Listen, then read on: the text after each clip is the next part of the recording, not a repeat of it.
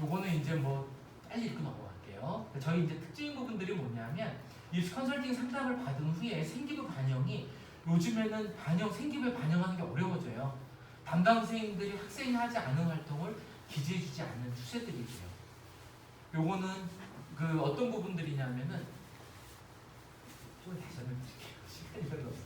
그 다음에 학교에서 생기부 기초조사서를 예고 없이 나눠주고 다음날 제출하도록 하는 경우들이 많아요. 그래서 어머님들이 그 학교 시즌이 되면 그걸 보셔야 돼요. 중학교, 초등학교나 중학교 같은 경우에는 선생님들이 직접 다 써주시거든요.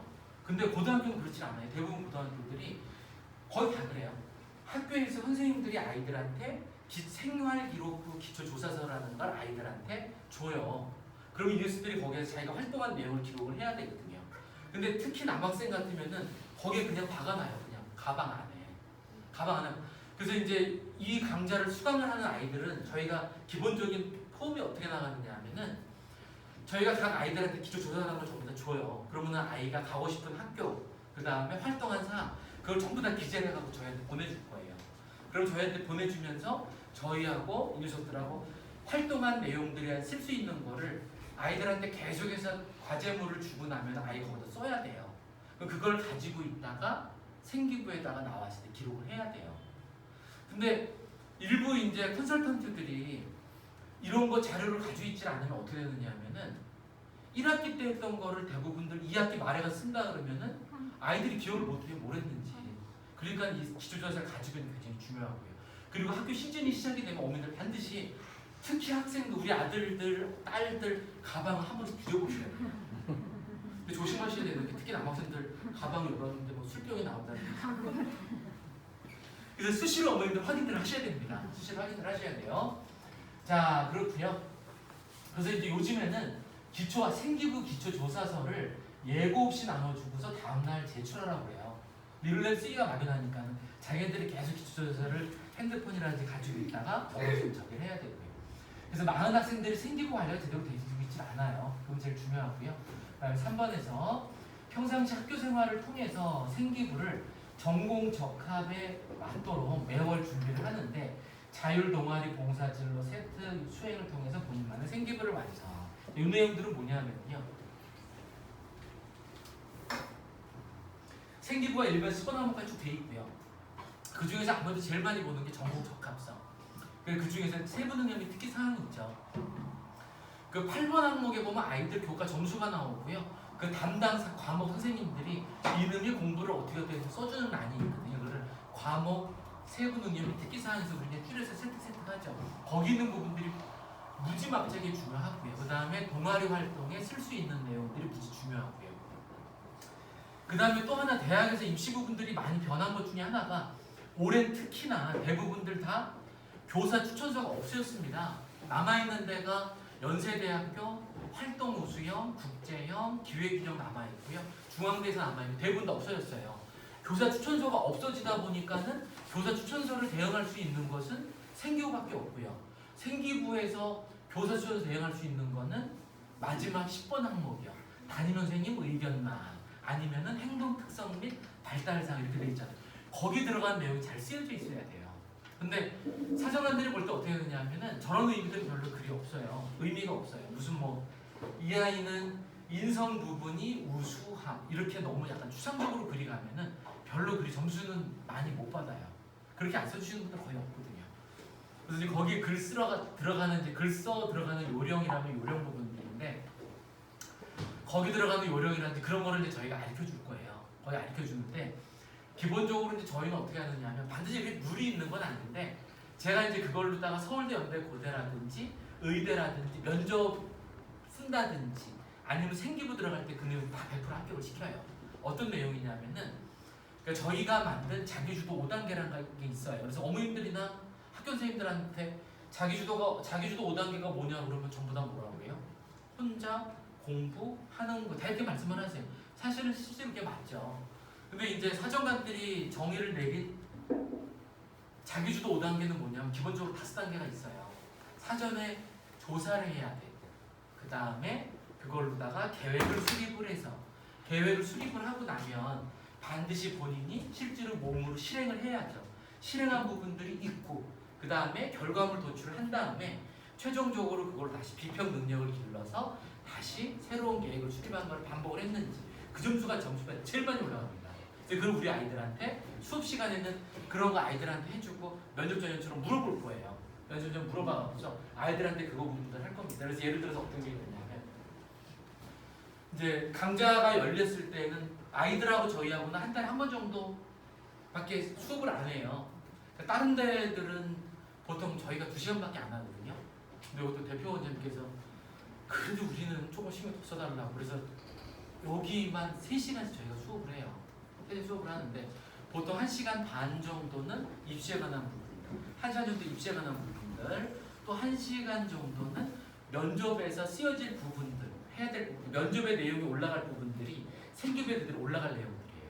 그 다음에는 이제 저희들이 사정관님들이 내주신 과제물 점검하는 1시간 이렇게 갈 거고 근데 그 중에서 이제 이 면접에 관한 부분들 것도 아까 자기주도 5단계에 보면 사전 조사해야 되고 계획 수립해야 되고 또 그걸로 실행에 옮겨야 되고 또 무슨 뭐 결과물 도출이 있은 다음에 비평 능력을 길러 새로운 계획을 수립하는 거를 아이들한테 같이 물어봐요. 이런 쪽으로 물어봅니다. 그래서 그 부분들이 몸에 배야 실제로 생기부에 글을 쓸 수 있거든요.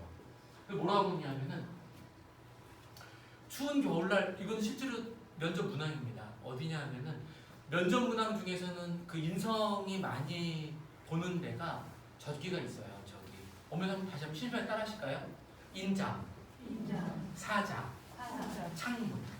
일반적으로 6가지를 봐요. 한번 다시 인장, 사자, 창문. 이는 인성, 잠은 잠재성, 사는 사회성, 자는 자기주도성, 그 다음에 창은 창의성, 문은 문제 해결 능력. 뭐 수학 문제 영어 잘 푸는 게 아니고 아이가 갈등 상황 생겨서 어떻게 해결해 나가는가. 그래서 문제 해결 능력을 보느라고 그런 걸 많이 물어봐요. 동덕여수에서는 재작년에 어떤 문항이 있었느냐 하면 엘리베이터 타고 올라가는데 엘리베이터 고장이 났습니다. 어떻게 할 것인가 하는 문항이에요. 그런 문항이 나온다든지 아니면은 그 이제 인성 면접 중에서 문항이 제일 어려운 데 중에 하나가 그 저기 어디지? 36대요. 36대 나온 문항을 왜 저기 의대나 서울대나 갔다가 예전에 막 해서 같이 보고 그랬어요. 거기서 뭐라 그러냐면 추운 겨울날 떡을 팔고 계신 할머니가 있는데 어떻게 도울 것인가 하는 문항이에요. 그러면은 대부분 아이들이 저희한테 수업을 받고 가지 않은 아이들은 뭐라 그러냐면은 떡을 사드릴 겁니다. 아니면 돈을 직접 드리고 이런 식으로 끝나버리고 말거든요. 그러면은 실제로 아까 제가 어머님한테 말씀드린 자기주도 5단계에서 보면은 실행 단계밖에 안 돼요. 요 한 단계밖에. 아 이놈은 이거밖에 못하는군 이렇게 돼요. 근데 이거를 아까 요 5단계에 엮어서 제가 어머님한테 말씀드리면 사전조사. 저는 그 추운 겨울날 할머니가 정거장에서 왜 떡을 팔고 계시는지 개인적인 사유가 있으신지 아니면 소일거리로 나와서 하시는지 사전조사를 해보겠습니다. 그리고 계획을 수립을 할 때에는 제가 직접 떡을 사드릴 것인지 아니면 다른 사람들을 동원을 해서 장기적으로 떡을 계약을 맺을 것인지 그러면은 뭐 리더십도 인정을 받을 거고 아니면 후원금을 모아서 직접 전달해 드릴 것인지 계획을 수립을 할 것입니다. 그 다음에 실행에 옮길 때에는 세 번째 실행에 옮길 때에는 할머님의 자존심을 건드린다 상처받는 것에 주의해서 실행에 옮길 거고요. 그 다음에 또 결과물이 나왔을 때 결과물 도출 시에는 결과물이 잘 나왔을 때에는 계속 그 방향대로 진행을 하고 결과물이 잘 나오지 않았다라고 판단이 되면 무엇이 잘 됐고 잘못됐는지를 판단을 한 다음에 비평 능력을 길러서 다시 새로운 계획을 수립하면 만점이에요. 절대 안 떨어져요. 그래서 그런 부분들이 아이들한테 우리가 지금 이 강좌를 열고 있는 부분들이 뭐냐면 기본적으로 면접에 관한 부분들 궁극적인 목표예요. 면접을 하려면 자소서를 잘 써야 되고 자소서가 잘 되려면 생기부가 잘 돼 있어요. 그래서 생기부 부분들이 기술작업을 하고 있는 거예요. 자, 그래서 이제 그런 부분들이 있고요.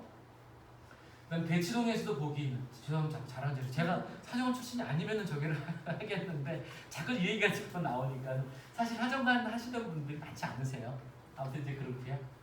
자, 그다음 비교과 수업 안내 1번 어떤 게 있느냐면 뭐가 이제 시간이 없으니까는 요 부분들 거 저희 그 여기 들어오시면은 여기 저희 요 부분들의 요거는 이제 원래 정식으로 제가 설명을 하면 PPT를 쫙 띄워드리거든요. 네이버에 들어가셔갖고요. 아이디의 입시 영수 요 내용 그대로 제가 띄워서 여러분들 어머님들 말씀드린 부분들이에요. 여기 이제 이런 부분들이 있고요. 그 다음에 뭐 비교과 수업 안내 1 안내 3 쭉 되어 있는데 가장 중요한 부분들 말씀드릴게요. 우리 아이한테 지금 여기가 저희 사정관님들이 오시면서 제일 많이 신경 쓰시는 부분들이 뭐냐면 그 세부능력 및 특기사항하고요. 동아리 활동하고 그 다음에 그 마지막 행발에 들어갈 내용들이요. 그리고 나머지 뭐 출결이나 이런 기본적으로 얘기를 다 해주긴 할 거예요.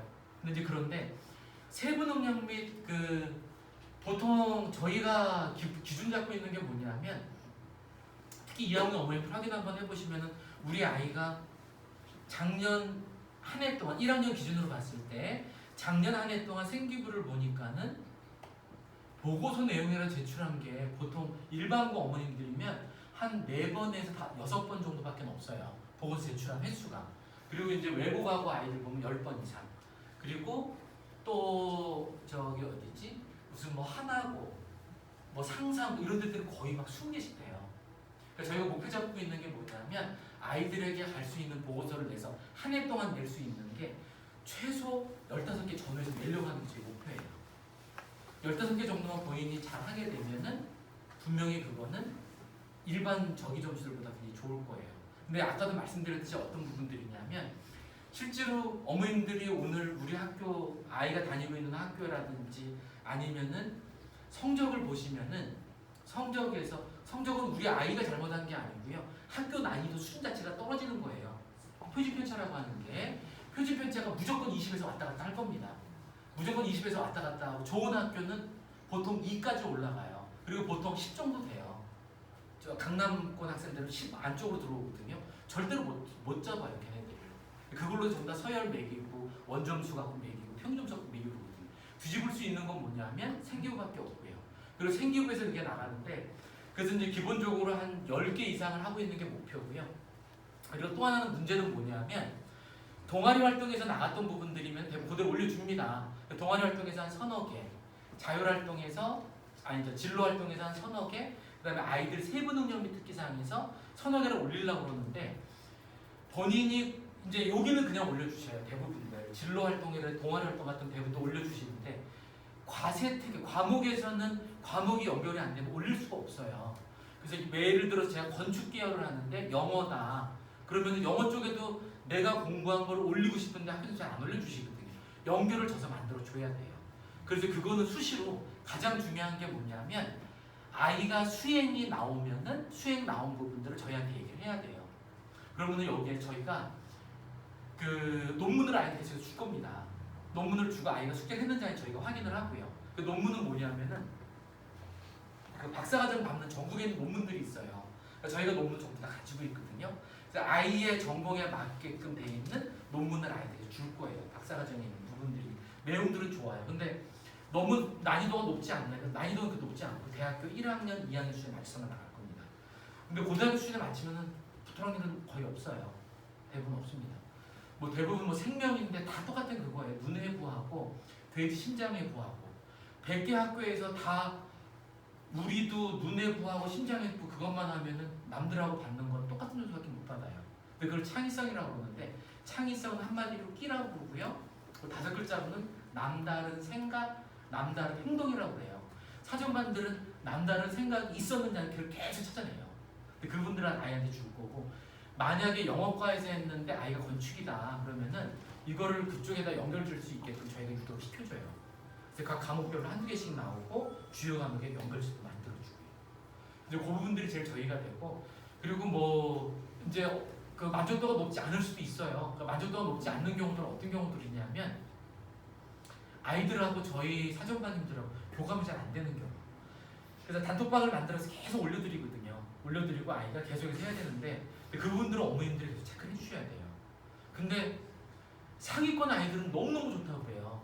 한 1, 2등급 아이들 같으면 이걸 왜 굳이 대치동 가서 하냐 여기서 하면 되지. 근데 내신이 안 좋은 놈들은